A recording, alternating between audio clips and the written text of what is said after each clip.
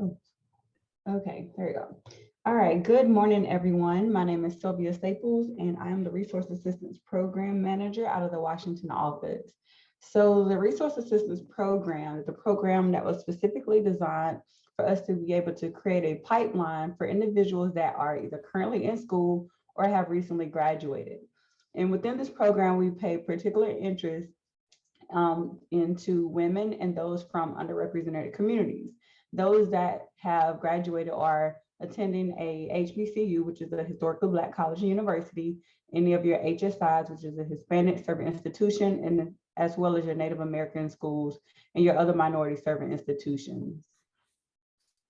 The purpose of this program was to, again, provide a pipeline into the agency to provide that one-on-one mentorship and guidance and critical on-the-ground work training that you can work with what we used to call in Region 8 the master performer, but just in the program in general, call them a mentor. So a participant will be grouped with a mentor, and they will create a development plan where they will make sure that you have been exposed to or have been provided experience in different types of work experiences, be it virtual or in person. And this experience is going to be paid. And there's also other development opportunities for you to network, even beyond just your mentor, but with your local staff, as well as those that are in other regions or on other forests that still might be in your particular field of interest. The benefits of the program, all participants will have a stipend. That stipend can range from $500 a week all the way up to $750 a week. And that range really just depends upon your level of education as well as your experience. There's also healthcare benefits. So you as an RA can opt in or opt out of healthcare. We give you guys 5 days of paid time off that can be utilized at any point in time during the program. You also will receive a housing allowance of $1,000 a month. And that housing allowance is provided to all RAs, whether you are virtual or in person. In addition to those benefits, you also receive $2,750 of training travel allowance. And that $2,750 can be used at any point in time during the program. Just some examples of things that you might use that travel training allowance for. It could be if you would like to elect to enroll into a certification program at a local university, if you would like to buy some educational books, if there's a conference or professional training that you would like to attend, you can use those funds to pay for your registration, pay for your lodging, or any of those logistical costs. You're able to use those funds for. Another benefit is going to be that network and mentorship. I talked a little bit about how you're able to work with your immediate supervisor, but also those that are in your staff area or on your force or on your district or at the regional office, wherever you may be working, or even research and development, because we do have some research and development RAs. At the end of the program, when you have completed 960 hours or more, but at a minimum 960 hours, you will receive 2 special hiring authorities. The first authority is going to be that non-competitive hiring eligibility. This means that you are able to apply for some of those internal positions that are posted on USA Jobs that you typically would not have access to. And those positions on USA Jobs are listed for special authorities. And then the second authority you receive is the DHA, the Direct Hire Authority. The DHA allows us to directly appoint you into a position without further competition. And with this authority, even though it's a really magical tool, you still must meet the OPM requirements. And so the OPM requirements, looking at the series and looking at the grade that you are wanting to be appointed into, again, they have to look at your education as well as your experience to make sure that you meet those qualifications for that before they can directly appoint you. The eligibility, as you can see, you must be at least 17 years of age and you must be a US citizen and have at least a minimum of an associate's degree. You may remember I said that you can be a current student in order to participate in the program, but before you receive your certificate at the end of the program, you must have completed your degree. And so if you do complete the program prior to finishing your degree program, then you will have to wait until you've graduated to receive your certificate for hire. So, hey, Sylvia, Is that also true for graduate students who already have a degree? Great question. So if you already have a degree, then you can receive your certificate as soon as you hit your hours. So we have a lot of participants in the program that have a master's or even a PhD, or some that just have a bachelor's. If they already had an associate's degree or that degree lower under their belt, then yes, they can go ahead and receive their certificate, because you must have at least a associate's degree. So if you have that, then you're good to go. Hey, thank you. You're welcome. So just a quick look at our hiring outcomes. We have hired 121 RAs through the non-competitive hiring action and 85 through the DHA. And these are some of our fiscal year 21 numbers. We have not yet received all of our updated numbers for the new fiscal year, but these are just some of our numbers. So you can see that the numbers are slowly rising with the DHA. Because again, it is that tool that allows us to directly appoint one. Some of the role responsibilities of some of the players in this game of the RAP program are going to be your mentor, who will make that selection and provide that direct work experience and that program of work and that professional development opportunity. We also have partners in which we have participant agreements with that help us to manage this program. We have 5 national partners. That's going to be Mobilize Green, Hispanic Access Foundation, Environment for the Americas, MANRS, which stands for Minorities in Agriculture, Natural Resources, and Related Sciences, and GYF, Green and Youth Foundation. So a participant will work for us, but through a partner. So the partners are responsible for recruiting applicants and helping to administer some of those RA benefits and providing, again, additional program support. And then you as an RA, you're responsible for, showing up to work every day, putting your best foot forward, developing those expertise and mentoring to provide yourself that opportunity to step into a permanent position at the end of the program. And my staff at the Washington office, we manage all of the agreements and really help coordinate some of that onboarding, making sure you have your laptop so that you can start work after orientation, making sure that you have a Forest Service federal government profile, all of those logistical things. And we also manage and coordinate the orientation. So all RAs are responsible for attending a week-long orientation prior to starting their RA position. So this is just kind of gives you a little bit of an overview of what the timeline kind of looks like. So our next group of RAs are going to be starting in June. June the 6th actually is going to be their first day of orientation. So as you can see, the process can kind of take a while, but we do try to move pretty quickly. There's a lot of things that have to happen behind the scenes before one can start. So as you can see, for those, if you have applied for a RA position for the summer cohort, selections will be made on April the 8th, and then onboarding will start April the 18th. And the reason why we have to give ourselves so much time, because again, we have to make sure you have a Forest Service profile, order your laptops, get that stuff mailed off to you so that you can have it prior to orientation and some other logistical things. Just make sure you have full access to our Forest Service systems. Again, orientation is a week long, and during orientation one, we'll have programs or sessions on Forest Service history, Forest Service 101, conflict resolution, financial literacy, DEI, and so much more. And then the following week, they'll arrive at their site, or if they're working virtually, they'll start working virtually that following week. So again, that was just a quick timeline. And these are some of those highlights of the orientation that I kind of talked about. Hey, Sylvia, one other question for you. Mm-hmm. Now that the federal government is potentially moving back to offices and things like that, how does that work for this new cohort of RAs coming on? Are they expected to be in their duty stations or virtual?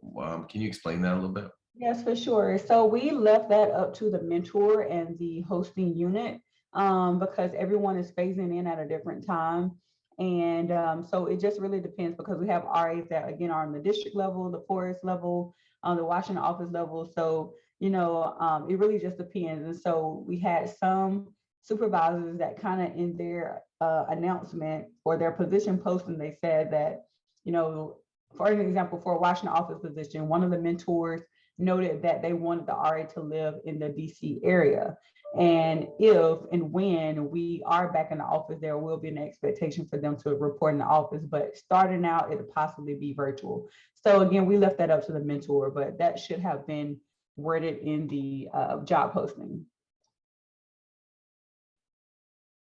Hey, thank you. You're welcome. So all RAs are provided a monthly check-in or performance review, and this is just making sure that you are being provided that good mentorship and development, making sure that you are improving on some of those areas that you may have challenges in, or some of those areas, again, that you want to have exposure in. So this is just a checklist just to make sure things are going great. You having this individual development plan, as we call them, IDPs, really highlighting some of those goals that you would like to achieve while in the program. We also provide additional support as far as having a group chat where you have that community around you, other RAs that you can kind of lean on and talk things through. If you had a great day, if you wanted to share opportunity, or if you maybe had a challenging day, you wanted to share that. So we do provide that opportunity for you to kind of network amongst your cohort. The other thing I'll talk about real quickly is the Route Connect portal. This comes into play really after you finish the program. You'll create a profile here, and you'll upload your resume and some other information, and hiring managers are actually able to come to the Route Connect portal to view a candidate that they can consider hiring. And so again, if you have completed the program, you have a degree, and you have this profile, if I was a hiring manager, I could come on here to this portal and I could find you. I could take a look at your profile, read all about you, take a look at your resume, and if I like what I was seeing, then I could contact you, we could have a conversation, I could do a quick reference check, and if you wanted my position and I wanted you, then I could, again, start that direct hire action and get you hired. And so that's the Route Connect portal. And I think that is it. So I will stop sharing. Hey, thanks, Sylvia. One of the questions that came up in the chat was if you can drop the name of the 5 program partners in the chat. And then the other question that I had, just because I'm not sure everybody caught it, is how much money is allocated to travel/training for resource assistance, and if units want to have the resource assistance engaged in a larger amount of travel, how does that work in terms of adding money to agreements, or how does that work? Yes, so the travel training is $2,750. I just dropped it into the chat. And I'll also drop those partners into the chat as well in a second. But when it comes to the travel training, the $2,750, it can be increased, again, just depending on that hosting unit, but that's something that they'll need to provide on the front end when we are executing the agreements. And so it's not something that can be changed while the RA is working, unless we are in our extension period and you're adding more funds to extend your RA, then you can add additional money to increase that stipend. So let's say you had an RA already working and they had that $2,750, and you wanted to extend them during the extension period. You say, okay, I want to extend them for 3 months, but I also want to add another $1,500 to their training and travel because there's a conference that is coming up that I would like to send them to. Then you can do that, but it cannot be done unless we're doing a modification. Yeah, the reason I asked that question is for, when we went through our budget realignment it wasn't even last year, it was during the pandemic. The ability to do invitational travel for folks has been curtailed because everyone's travel budget is actually wrapped up in their salary costs. And so I don't think we have a mechanism to do, unless other folks know, but I don't think we have a mechanism to do invitational travel. But my office, especially, in many offices in the Washington office, really try to integrate our RAs as staff members. So when we do trainings that we're hosting for other people, not trainings, development trainings, but trainings where we're actually giving the training, we include the RAs, but we wouldn't necessarily be able to forecast that on the front end. So how does that work if you needed to do a mid-cycle budget allocation? Yeah, so again, we can't really, it really just depends honestly on the partner and if we maybe have some slush funds that we can tap into if your RA has exhausted their funds. But we really try to separate invitational travel and mission critical work from that professional development. So it really just depends on what the training or what the travel is for and what funds can be utilized. But again, sometimes we have slush funds that we can maybe tap into and then you can reimburse on the tail end of the program. But it really just depends on the partner. It really depends on how much money you're talking. All of those things can kind of play a factor into that. But what I will say is I very rarely see people use that entire amount. To be honest, there's a lot of RAs that finish the program and leave money on the table. And so I always try to remind the RAs, hey, use your money because it will stay on the agreement even after you leave the program. And so that money then will go to someone else or be utilized for something else. And so I really always try to encourage our RAs to make sure they take advantage of all their funds. But I rarely see units adding more money because the $2,750 goes a long way. Well, I will say that many of us probably either forgot that there's a $2,700 amount or haven't used it because of the pandemic. So you may start to see people hitting that amount quickly as the agency goes to a different kind of structure in terms of going back to work, going to offices and having, because we used to in Washington regularly send our RAs out to get field experiences, right? Because they're Washington based, so they would go spend time with the unit. And so, yeah, this may just become a bigger question as we get back into the normal swing of things. Right. There's another question that Sherry had. She said, what is the maximum number of hours for a RAP position? And Sherry, if you want to pop on camera, I'm not exactly sure I know what you're asking. Thanks. So we were told 960 hours is the minimum that you have to complete in order to get your certificate at the end. So is there a maximum amount of time that someone can spend as a RAP?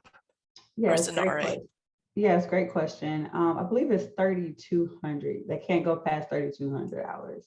Thank you. That's a lot of hours. It's a lot of hours. We try to tell people we don't want professional RAs. Once you've trained them and developed them, the goal is to hire. Yeah, and Sherry, for your question, it's interesting because I don't think I ever normally think about it in terms of hours, but a few years ago, we definitely had a few RAs that were just great. And this was before the authorities were codified, so we could hire them. And so we had some RAs that actually dragged on and hit that 2.5-year mark because we were waiting for those authorities to be, the direct hire authorities to be done and completed. So we in the past, I'm hoping no one ever does that again, but we had a 2.5-year RA, but we did do increases, right? So the person was getting salary increases and those things to kind of offset. So I think the payment for that RA, at least if I can remember, the amount of money that they were being compensated was close to about $45,000, almost $50,000 by the time they ended their 2.5-year run. Nice. So I'm actually in research, and I joined the call today to learn about how research could bring on RAs from time to time. This is a very tempting program because the hiring seems so easy compared to the regular process. So I have a slew of questions, but I don't want to take up time from others who are involved in the program or potentially involved. No, since we're recording, I think you should ask the questions because your questions are probably relevant to other folks. We do have folks from other agencies on the line who may want to mirror this program. We haven't had that discussion because we are obviously in this pandemic, but I think we may start having these discussions with other agencies because it's a great program. So ask your questions, please. Okay, so the first one was, you didn't specifically mention if there are resource assistants in research for the Forest Service. Yes, there are. Mhm. There are, thank you. Mhm. And then can you talk a little about the hiring process from the mentor's point of view? Yes, into the RA program or after? I would say most of the hiring managers that I work with are not familiar with bringing an RA on board. Okay. So, you know, how do they list a position? How are they offered candidates? Like how does the whole process of screening work? Right, great question. So, so we have a request. Well, usually most of our hire goes through a official call letter, but with this, we kind of do it a little differently. We send out an email with a spreadsheet that you will complete and send back in and submit back to the Washington office, and then we consolidate that. And just depending on how many positions are submitted, we may have to go through an approval process. But if it's within our threshold for that cohort, then we will typically approve all positions, and then we will assign them to a partner. Once we assign them to a partner, then we will contact you as a mentor to let you know, okay, your position has been assigned to Mobilize Green. Mobilize Green will then contact you to receive your PD. But prior to that, you'll have to link your funds and work plan to make sure that it gets added to the agreement. So once Mobilize Green contacts you, they ask you for your position description, you'll provide them all of those details, and then they will actually post the job on their website as well as other platforms. And so they are the primary person or group that's responsible for recruitment, but really all of us really have a hand in recruitment. So they will share back with you a link to that job. You can blast it out to your networks. And like I said, they are also posted on different platforms, and applicants will apply through them. They will screen based off of the parameters that you have given them, as well as the parameters of the program. And once they do their screening, they're going to provide you with what they call a resume book. And so the resume books, they will provide you 3 to 5 candidates to consider. And once you receive that, then you will provide interviews, you can do your reference checks, and then you will make your selection with your 2 alternates, and you'll provide that back to the partner. They will make the job offer. And once that person has accepted the position, we'll start the onboarding process. So that's kind of really quickly how it typically goes. Thank you. That was really helpful. Yeah. So are you saying that the RAs work for the partner organizations? They're not Forest Service employees? They're not Forest Service employees because they're working for us through a participant agreement. And so they're really considered contractors while they're in the program. Mm-hmm. Gotcha. But And I was going to say one thing to remember, though, they are working as contractors, but because of the way they've sorted out this authority, once they hit that minimum 960 hours, they have direct hire certificates. So it's almost like being in the Peace Corps, but better because we can slide them into a job without having to advertise that job, and they have no competition as long as they meet the minimum qualifications for that job. Excellent, thank you. Okay, so if they're hired through the partner organization, do they do any work for that organization, or is all their work for the Forest Service? Good question. So the bulk of their work is going to be for the Forest Service because that's the position. And so the partners really just considered kind of, they're just kind of managing the RA, but they're not really managing the duties of that position because it's your position. So they don't have to really report to the partner. They submit their timesheet through the partner. Everything gets paid through the partner. Again, all of their, if they want to go to a conference, all of those logistical things are administered through the partner, but that's because the money is given to the partners by the agreement. The partners will ask them typically to do a end of program report or something like that, and surveys, but outside of that, that's really it. They also do provide them like monthly webinars for professional development that they ask them to attend. But other than that, that's all. So it's no real work assignments per se that are coming from the partner. Great, thank you for that. Is there any additional cost to the Forest Service hiring unit for having an RA? Like, is there a premium that's paid to the partner organization or cost above and beyond salary and the training Yes. funds? So back when I was talking about, we'll send that spreadsheet out. On that spreadsheet, you will have different cost scenarios because after our June cohort, our last cohort that will have 6-month RAs, because that's how we started the program, 6 months, because it typically takes about 6 months to complete the 960 hours as long as a person is working full time.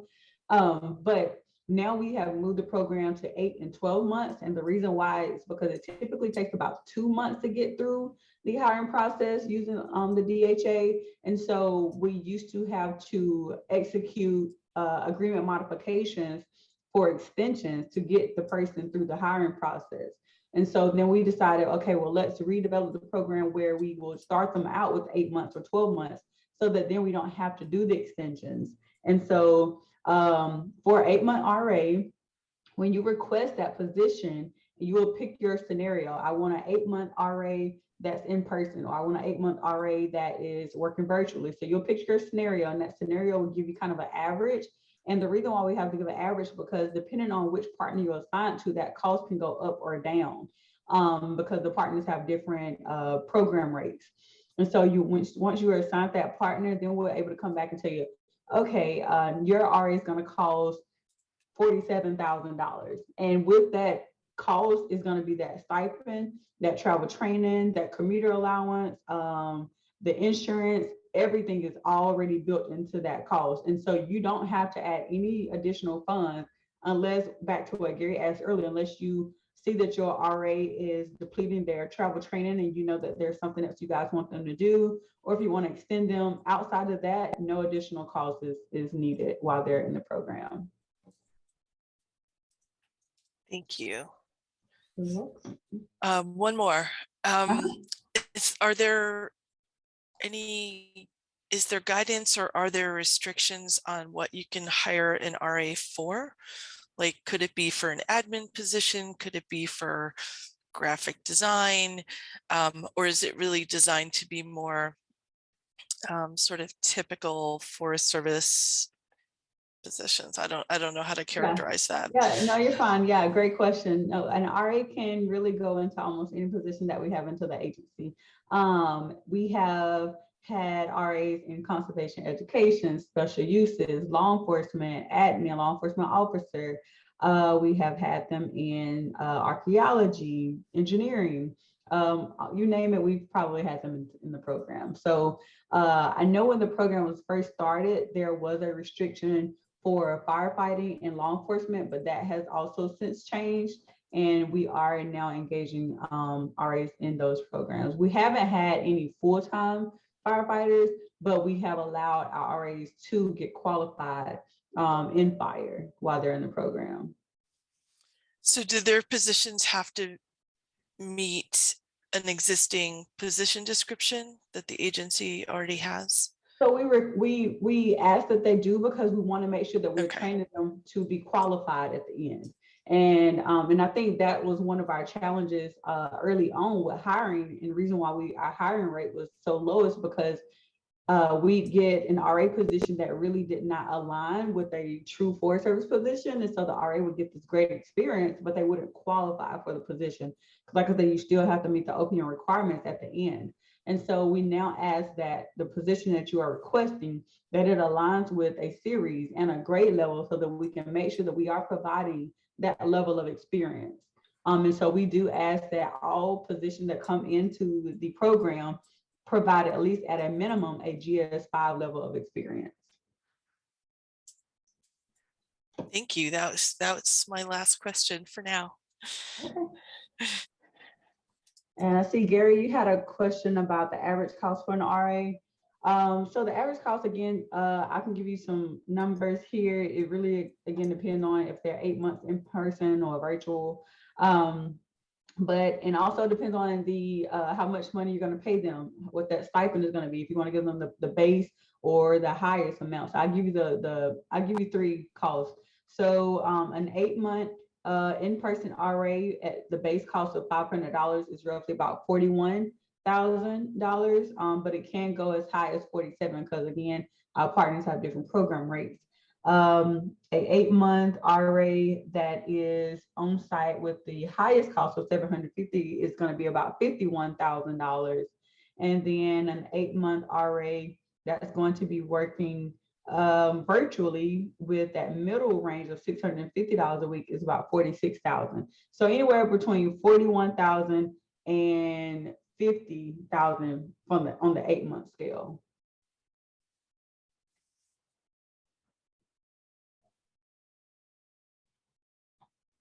Hey, thanks, Sylvia. That is all the questions that I think we have in the chat. If anyone else has any questions, please either pop them in the chat or come on screen, because we're going to switch over to Michaela. She's going to talk about the recruiting side of things, how we do that in Region 8 and Region 9, and what are some of the opportunities for students who are looking to be recruited.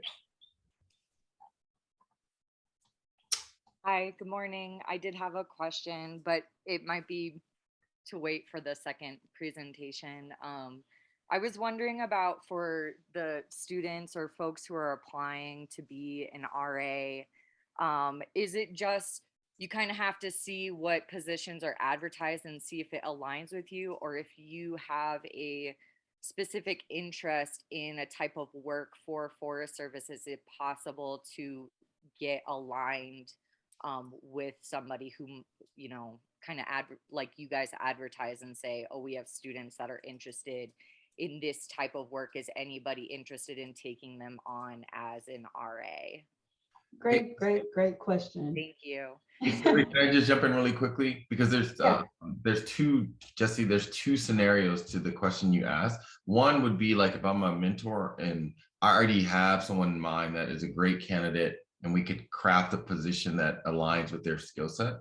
And then the other scenario is that I'm a student. It doesn't matter what agency I'm coming from. I was an intern, but I think that working for the Forest Service might be awesome.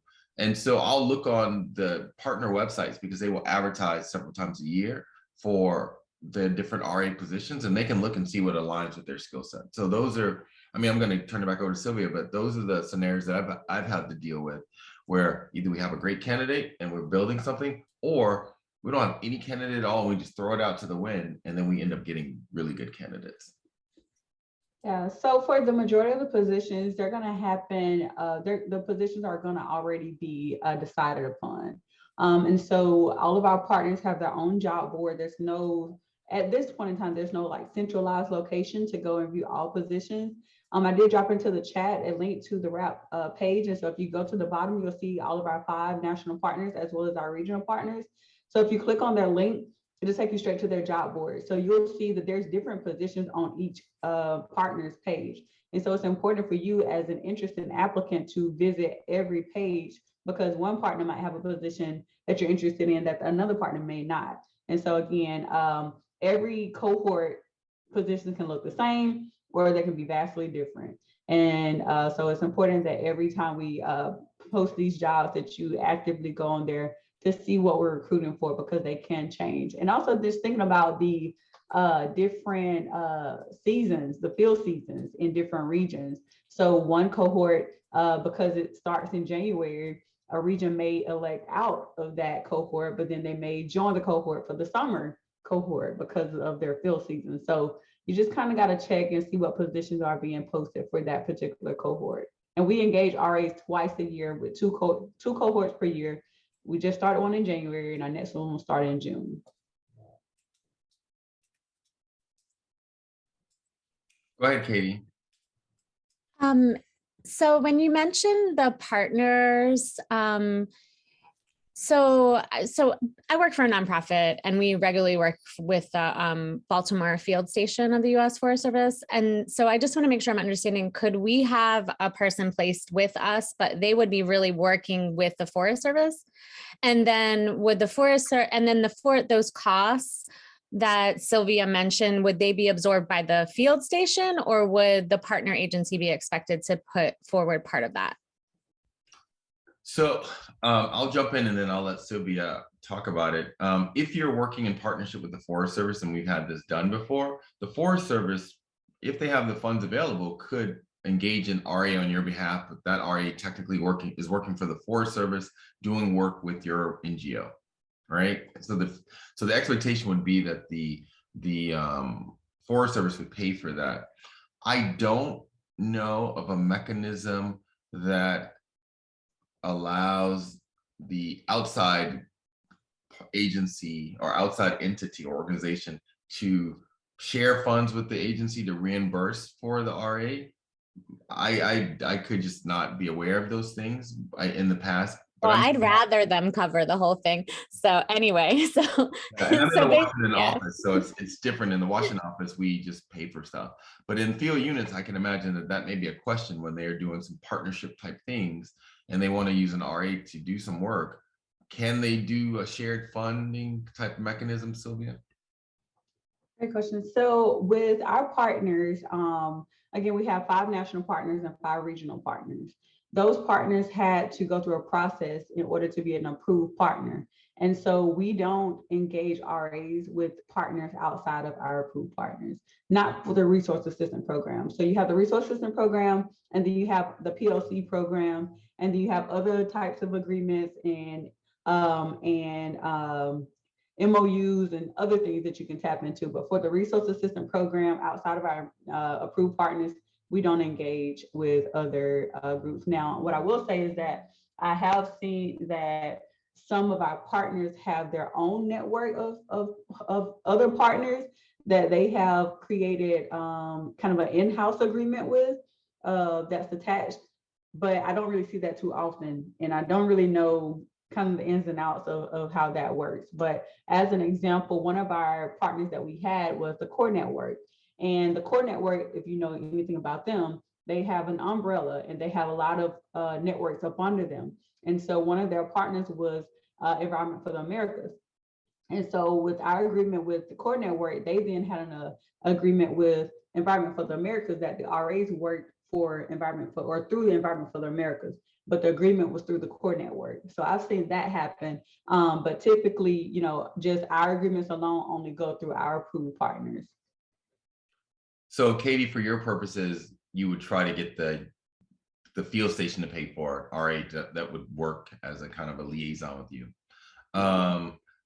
I'm going to hold questions for Sylvia and hopefully we'll circle back because I want Michaela to be able to do her presentation before we run out of time. So Sylvia, thank you so much.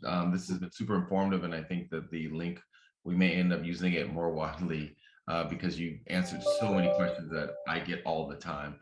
Michaela, if you want to jump on screen, and I will sure. hand it over to you. All right, thanks. And thanks everybody. That was such a great conversation so far. So I'll quickly kind of go through another part of making sure that the program is successful. And that's the work that we do as recruiters. My name is Michaela Hall, and I'm a recruiter with the now joint Region 8, Region 9 recruitment team. However, there are recruiters in other regions of the agency. And so I started in the Forest Service as a student through the SCUT program, which also offered a kind of direct hire authority. And before being brought on as an intern, I was a student at Job Corps looking for positions on USA Jobs like most folks. And I did not have a lot of success. And so I always recommend that, you know, if you're able to participate in a student program, to do that, these programs are created to make the pathway a bit easier, less burdensome, and reduce some of those barriers that students may face when looking for federal positions. So I'm currently part of the recruitment team. Like I mentioned, we just expanded as these programs have expanded, and we've been tasked to do more with assisting with outreach. We have expanded to include 2 more recruiters. And so now we have a total of 4 recruiters across Region 8 and Region 9. And we assist with the Resource Assistance Program, outreach and recruitment, internship support, and then assisting with conversion. And so there are a few ways that we do that. First, we maintain a mailing list. This mailing list offers people who sign up with information about what's currently happening around hiring in the agency. And so hiring events, there are plenty of them that are scheduled, that are focused on students and recent graduates. There are also plenty of other programs that happen regularly, such as the Resource Assistance Program and their call for people to apply for their cohorts. And so that now hiring email that we send out monthly kind of includes a list of all of those different opportunities so that people are able to stay informed around what's coming up so they can get their resumes ready, start reaching out to their references, just making sure that they're ready to take advantage of those opportunities. In those emails, we also include information about other programs, such as the volunteer programs that are happening that may be unpaid, or we offer information about training programs that may be happening across different organizations that partner with the Forest Service, just to provide as many opportunities as we can around gaining more experience, building networks, and preparing for more permanent federal career. If you're interested, you can join that you can join that mailing list by texting USFS R8 to 22828. And one of the first emails you'll get will be some general information on the agency, but also ways to connect with us through booking maybe a one-on-one consultation with us, or learning more about the different things that we do through that one-on-one consultation. We also have resume guides that we share, which kind of takes me into the next point, resume reviews. When folks come to us, especially those right out of college, what we find is that their resumes are typically kind of smushed into this one-page format that we're all taught that we need. What we find is that your resume is more competitive when it's expanded to include more information, which could take it outside of that one page, and that's okay when applying to federal positions. Something else that we'll notice is that leadership or volunteer opportunities may be listed on their resume, but may not be built out with enough detail to be competitive. And one of the tips that we give students is that when you're applying for federal positions, HR will use your volunteer experiences to qualify you.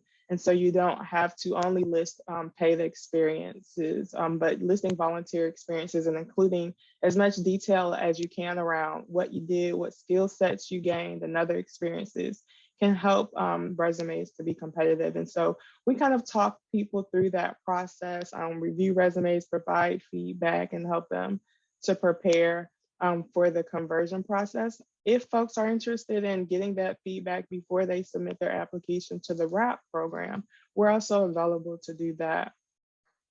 Career consultations are for folks who are interested in the Forest Service or kind of have a general idea of what they want to do, but may not see a clear pathway of how you go from being a student to a permanent federal career, or which position would be right for you. And so a huge part of what we do is our career consultations, where we spend 30 minutes with the student, kind of hearing about their interests, their experiences, and their educational background, and then offering different paths that they may be interested in. As part of that, if students are interested in kind of talking to someone who does that job day to day, if they're interested in speaking to folks who work on a particular unit, we're able to kind of make those connections too. And that offers students just more feedback on different types of jobs and kind of gives them a more clear understanding of the opportunities that they have and where they might fit into the agency. And so that career consultation with this program usually happens once a student has completed the program.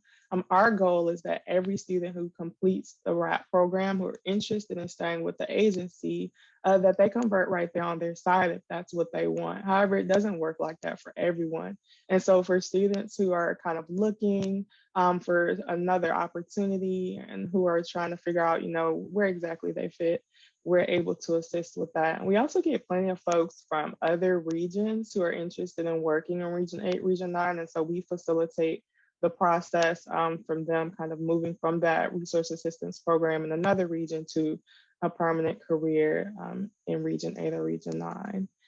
And so the way that we do that is we maintain a ready to hire list. This list has participants from the RAP program, but also from other programs that offer direct hire authority. And we ask them a bit of basic information. What's your degree in? Where would you like to work? Do you know what job you're interested in? And then we kind of collect all of their documents that would be required to convert them into a permanent position. And we send that out to hiring managers so that they're able to get a look at who's looking for jobs, what they're interested in, and we make matches. And so once a hiring manager gets our ready to hire list, if they see someone they're interested in, we create an introductory call so that they can chat a little bit and get to know each other. And if it's a good match, we can move forward with the conversion process through HR. For some students, we can help them set up a USA Jobs profile if they're interested in kind of applying for other positions and may not have anything that they're interested in the agency. But what USA Jobs also allows for is once you've created your profile and you've uploaded your resume, you can click to make your resume searchable. And so as a recruiter, when I'm on USA Jobs searching for folks with direct hire authority, I am able to, if I see a student who's been through the program and who has that direct hire authority, I can reach out to them directly. And so it's a good idea, I think, for students who aren't sure what they want to do and may just need some extra time to figure that out, to not only kind of chat with us internally, but if they're on USA Jobs, to make their resume searchable. It just gives them more options. And then interview practice, that's something that, you know, I feel you can't get too much of, getting comfortable telling your story and pulling from your resume and answering questions off the cuff. And so we offer interview practice as well. Students can connect with us with that by that email address that's listed at the bottom of this slide. There are 4 of us now, and we're monitoring that box regularly and replying to folks. Again, if they sign up for our mailing list, they'll have a link where they can schedule that one-on-one consultation with us. And we're always looking for good candidates, especially direct hire candidates. We have been given the word that, you know, this is a place where we want to focus some time on. And if there are people who have gone through Forest Service programs, who have some experiences, who've done a good job and who are interested in Forest Service employment, that we check with those folks first as we seek to fill vacancies. And that's what we're doing. And so I'm excited. I'm excited about the RAP program. I remember how challenging it was for me early on looking for a federal position, and how with student programs, I was able to kind of move into that internship program seamlessly and then convert into a permanent position. And so it's something that I highly recommend for students who are interested. And there are lots of good positions. Like Sylvia mentioned, you have mentorship, you have a great network and community of folks ready to assist you. And so again, I highly recommend participation. And so with that, I'll end and open it up for questions. So that we only have a few minutes left. So I want to make sure everyone gets their questions asked. And thanks. Michaela, Niels has a question that he dropped in the chat. Do you want to pop on, Niels, or do you want just me to answer it? You can pop on if you want. I can pop on. Yeah, no, I was just thinking about, how do you become a partner of this program? Sounds like that's a question for you, Sylvia. How do you become a partner? Okay, I had to make sure I was off of mute. Hi, Niels. Good question. Yeah, so we did a request, I will say, I think it's been about 2 years now, where we put out a request for those that would like to be a RAP partner. And they had to submit an application and it had to be reviewed and all of that. And so I'm not sure when we're going to do another round to open that up to new partners, but it's not open right now. Yeah, so Niels, this happened right before the pandemic. They did an RFP, and I think the RFP is good for 5 years. It's standard. And so once that 5-year period ends, then they'll do another, and partners get pushed off and new partners come on. So it's not like you're guaranteed to stay on. Unlike AID where partners stay on forever, partners do rotate in and out. And so once they put out another RFP, which probably would be 2020, probably 2024, yeah, 2024. So then that's when it'll be open to new partners. So if you have organizations that you think might be good to send that solicitation out, because we also try to make sure we send the solicitation out. Just email me, or you can email, email me and I'll pass it on to Sylvia. Okay. I was just thinking about the question about if who's paying for this. Like, it must be a partner where you have the extra help and resources. Well, no. So remember, the federal government always pays, at least. Yeah. So the federal government is always paying. So the partner, especially the partner organizations who are hosting the RAPs, they're almost acting as a people management agency or organization for the government. And it allows us, it's the same as the institutional contracts like McFadden and PAE. It is very similar, except they don't charge 100% overhead like those organizations. So it works out. It actually works out quite well.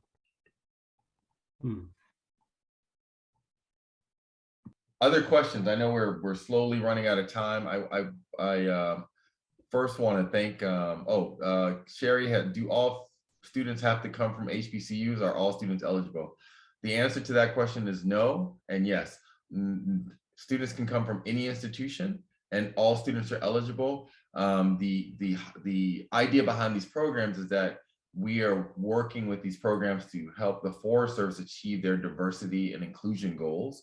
And so that's why these programs have a lens toward that, but there is no exclusion. We have RAs from all backgrounds, all walks of life, all orientations, and all, racial makeups. So that there's no exclusion, but we are trying to, through these programs, trying to make sure that the agency is living up to the spirit of really trying to recruit diverse candidates.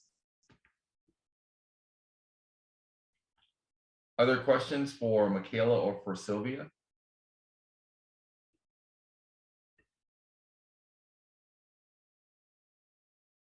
If there are no questions, I'm going to say thank you both very much. This was super, super informative. I will send this out to the other